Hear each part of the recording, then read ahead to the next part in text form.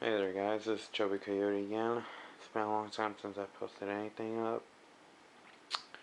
I am demonstrating my AR15 custom built. Built myself a couple months ago. Building a couple more. Got my lower receivers, got the lower parts being sent in. Just got by my upper receiver. But this is my first custom built AR. With the EOTech 552. Try shooting with the Picatinny rail. Went on. Didn't like it. Prefer being low, the low rider style.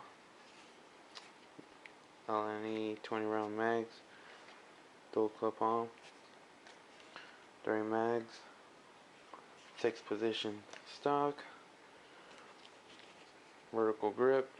Got some batteries underneath it for my EOTech.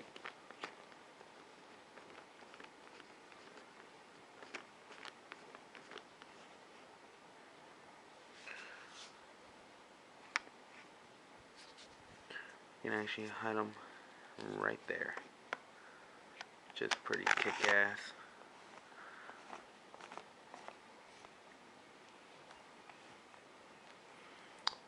This one I actually put in a pistol. You can see the pistol one. I put that one in myself. Just you see what I've done.